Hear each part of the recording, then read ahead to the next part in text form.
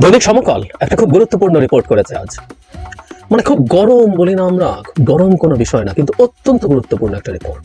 আমি এই রিপোর্টটা মূলত পড়তে চাই, এটাতে খুব বেশি নিজের টেক বলার জায়গা নেই, যা আছে সেটা বলবো শেষে, কিন্তু এই রিপোর্টটা পুরোটা একটু আমাদের শুনে রাখা দরকার। আমি পুরোটাই পড়বো, অত্যন্ত গুরুত্বপূর্ণ একটা রিপোর্ট, এটা একটা রেকর্ড থাকুক, এবং আপনারা অনেকেই হয়তো পড়েননি, তাই আমার মনে হলো যে আপনাদের কাছে এই রিপোর্টটা একটু আনা দরকার। এটা আমাদের এই সরকারের কিছু ক্ষেত্রে ব্যর্থতা এবং কিছু ক্ষেত্রে সদিচ্ছা নিয়ে গুরুতর প্রশ্ন তৈরি করছে আমাদের এই গণঅভ্যুত্থান প্রশ্নে। হেডলাইন হচ্ছে, জাতিসংঘকে এখনো পূর্ণাঙ্গ তথ্য দেয়নি সরকার। অন্তর্বর্তী সরকারের আহ্বানে দুদফা বাংলাদেশে আসে জাতিসংঘের তদন্ত দল। জুলাই আগস্টে ছাত্র জনতার উপরে সরকারি বাহিনীগুলোর মানবাধিকার লঙ্ঘনের ঘটনা তদন্ত করে, তবে সরকারের কাছ থেকে পূর্ণাঙ্গ তথ্য না পাওয়ায় নির্দিষ্ট সময় তারা প্রতিবেদন দিতে পারেনি বলে জানিয়েছে। জাতিসংঘের উচ্চ পর্যায়ের কর্মকর্তা সমকালকে জানান, বর্তমান অন্তর্বর্তী সরকার জুলাই আগস্টে ছাত্র জনতার উপরে মানবাধিকার লঙ্ঘনের ঘটনা তদন্তের জন্য তাদের আমন্ত্রণ জানায়। বিষয়টি সরকারের অন্যতম অগ্রাধিকার বলা হলেও অপরাধ এবং অনেক অপরাধী তথ্য দেওয়ার ক্ষেত্রে অপারগতা লক্ষ্য করা গেছে, যা মোটেও কাম্য নয়। এ কারণে তথ্য অনুসন্ধান দল তাদের প্রতিবেদন শেষ করতে পারছে না। অবশ্য নতুন করে জানুয়ারির মধ্যভাগে প্রতিবেদন শেষ করার লক্ষ্যে কাজ চলছে। পূর্ণাঙ্গ তথ্যপাত্র না পাওয়ায় প্রতিবেদনও অসম্পন্ন হবে বলে তিনি জানান। খেয়াল করি আমরা, বিভিন্ন ক্ষেত্রে যেসব তথ্য চাওয়া হচ্ছে, বিভিন্ন আহত নিহতদের, সেগুলো ঠিকঠাক মতো পাওয়া যাচ্ছে এবং কোনগুলো পাওয়া যাচ্ছে না আমরা একটু পরে বুঝবো। এবং শুনতে শুনতেই আমার মনে হয় আমরা বুঝে ফেলবো সরকার কেন এই গড়িমসি করছে। এটা স্বীকারও করেছে সরকার। এখানে স্পেসিফিকলি একজনের নাম আছে, যার পররাষ্ট্র মন্ত্রণালয়ের তৌফিক হাসান। তিনি বলেন, তথ্য অনুসন্ধান মিশনের চাহিদার ভিত্তিতে স্বরাষ্ট্র মন্ত্রণালয় সহ বিভিন্ন দপ্তর ও বিভাগ থেকে যেসব তথ্য পররাষ্ট্র মন্ত্রণালয়ে পাঠানো হয়েছে সেগুলো তাদেরকে দেওয়া হয়েছে। তিনি জানান, জাতিসংঘের যে স্বীকৃত পদ্ধতি আছে তথ্য অনুসন্ধানী দল সেটাই করতে চাইছে। সেখানে তারা আবার যে তথ্য পাবে সেটা তারা গোপনীয়তাও রক্ষা করবে। তারা 1 জুলাই থেকে 15 আগস্ট পর্যন্ত ঘটনার মূল উৎস বিশ্লেষণ ও ভবিষ্যতে এই ধরনের ঘটনা পুনরাবৃত্তি রোধে সুপারিশ করবে, কিন্তু আসলে এগুলো হয়নি। সরকারের সংশ্লিষ্টরা জানান, সরকারের আমন্ত্রণে আগস্টের শেষের দিকে প্রাথমিকভাবে তারা আসে। তাদের হাইকমিশনের মানবাধিকার হাইকমিশনের 3 সদস্য কিভাবে কাজ করবেন, কি কি সহযোগিতা লাগবে এগুলো জানান, এবং সরকারের কাছ থেকে কি প্রয়োজন সেগুলো তারা জানিয়েছিলেন। তারপর মূল তদন্ত দল আসে সেপ্টেম্বরে, এবং তারা বিভিন্ন জেলা সফর করে মাঠ পর্যায়েও আসলে তথ্যপাত্র নিয়ে ফিরে যায়। এই তথ্যানুসন্ধান নিয়ে আবারও জাতিসংঘের কর্মকর্তা বলছেন, ঢাকার পক্ষ থেকে তদন্তের স্বার্থে সব তথ্য দেওয়ার কথা নিশ্চয়তা দেওয়া হয়েছিল, কিন্তু চাহিদা অনুযায়ী নথি মেলেনি। সরকার তথ্য দিয়েছে, তবে আংশিক। বিশেষ করে এই জায়গাটা আমরা দেখি, জুলাই ও আগস্টে ছাত্র জনতার উপরে সংগঠিত মানবাধিকার লঙ্ঘনে বিভিন্ন নিরাপত্তা বাহিনীর বিষয়ে তথ্য চেয়ে তেমন সাড়া পাওয়া যায়নি। আমরা এই যাই প্রধান কারণ বলে মনে করি, এবং এইখানে সরকার এটা ইচ্ছেকৃত গড়িমসি, এটা গড়িমসি, এটা পরিকল্পিতভাবে এটা দেওয়া হয়নি, এবং এটা সরকার ঠিক করছে কিনা আমরা সেই আলোকটাও আসলে করব।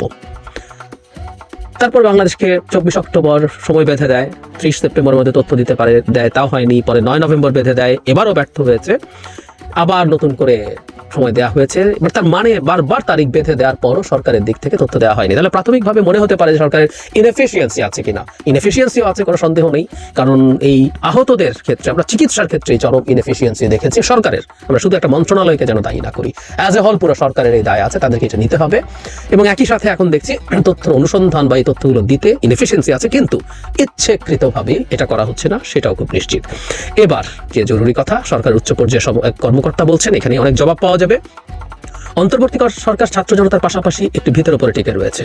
জুলাই আগস্টে বাহিনীগুলো যে ধরনের মানবাধিকার লঙ্ঘন করেছে তা নিজ দেশের নাগরিকদের প্রতি সম্ভব ছিল না, ফলে সরবরাহ করা তথ্য বাহিনীগুলোর বিরুদ্ধে যাবে, এটাই স্বাভাবিক। সরকার মনে করছে আন্তর্জাতিক অঙ্গনে এই ধরনের তথ্য গেলে দেশের ভাবমর্যাদা ক্ষুণ্ণ হবে, তেমনি বাহিনীগুলো বিশ্বের নানা সমালোচনা হয়রানির মুখে পড়বে।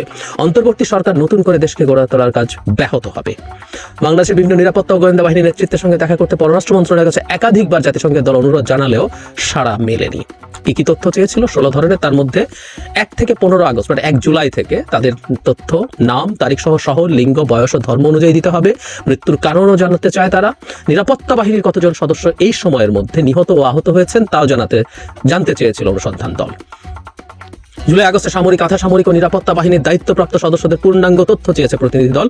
কোন শহরে কোন বাহিনীর ইউনিট কারা সিদ্ধান্ত নিয়েছেন সে বিষয়ে নথিসহ তথ্য চাই। এর পাশাপাশি কোন ধরনের অস্ত্র ও গুলি ব্যবহার করা হয়েছে, ছাত্র জনতার বিরুদ্ধে হেলিকপ্টার, গাড়ি সহ সব সরঞ্জাম ব্যবহার করা হয়েছে, কোথায় এগুলো মোতায়েন করা হয়েছে তাও জানতে চেয়েছে।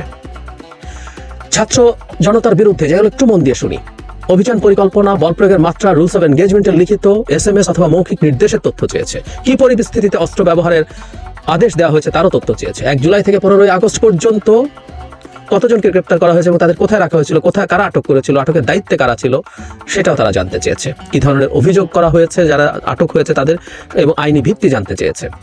গ্রেপ্তারের ক্ষেত্রে এবং গ্রেপ্তারের পর কি নির্দেশনা ছিল, আহতদের চিকিৎসা সেবার ক্ষেত্রে কি কি করা হয়েছে, এগুলো বর্তমানে কি ধরনের ফৌজদারি তদন্ত চলছে, তার পরিপ্রেক্ষিতে কি ধরনের ব্যবস্থা নেওয়া হয়েছে তাও জানতে চাওয়া হয়। কারা নাগরিকদের অস্ত্র সরবরাহ করেছিল, সহিংসতার নির্দেশ দিয়েছে, তারাও তথ্য দিতে চেয়েছে। মানবাধিকার লঙ্ঘনের দায় কর্মকর্তাদের বিরুদ্ধে কি ধরনের শাস্তিমূলক ব্যবস্থা নেওয়া হয়েছে এবং ইন্টারনেট বন্ধ করে দেওয়ার প্রতিবেদনও চায় তথ্য অনুসন্ধানী দল। এছাড়া কারফিউ সংক্রান্ত প্রতিবেদন, সংখ্যালঘুদের উপর আক্রমণ, নারী সহ যৌন নিপীড়ন, আন্দোলনকারী রাজনৈতিক কর্মী, মানবাধিকার কর্মী, সাংবাদিকদের উপরে নজরদারি, হুমকি ও ভয়ভীতি দেখার বিস্তারিত তথ্য চেয়েছে জাতিসংঘ। আমরা একটা জিনিস খুব খোলাখুলি বুঝতে পারছি, এই তথ্যগুলো বিশেষ করে নিরাপত্তা বাহিনী সংশ্লিষ্ট তথ্যগুলো দিতেই গড়িমসি হচ্ছে। মানে আমরা একটা জিনিস একটু মাথায় রাখবো, ভাবমূর্তির কিছু ছিল না তো? মানে কার ভাবমূর্তি রক্ষা করতে চেয়েছে সরকার? বাংলাদেশের নিরাপত্তা বাহিনী নিশ্চিতভাবেই শেখ হাসিনার পেটোয়া বাহিনীতে পরিণত হয়ে আমাদের আইন শৃঙ্খলা রক্ষাকারী বাহিনী এবং সরাসরি যদি বলে মূলত পুলিশ এবং র্যাব, এইগুলো র্যাবের মধ্যে হয়তো কিছু সামরিক বাহিনীর সদস্য ওখানে আছেন। সুতরাং সিস্টেম্যাটিকলি ওই সময় সবচেয়ে বেশি কাজ তারা করেছেন। সেনাবাহিনী যে সময় নেমেছে, সেই সেনাবাহিনী নামার পর সেনাবাহিনীর দিক থেকে অন্তত ছাত্রদের উপরে, জনতাগণের উপরে তেমন কোনো উল্লেখযোগ্য ঘটনা আমরা দেখতে পাই না। আর যদি কেউ করে থাকেন সেটা শেখ হাসিনার দায়। আমরা এই কথাটা বলছি, আমাদের বাহিনীগুলো কেন এটা তাদের দায় বলে মনে করছেন?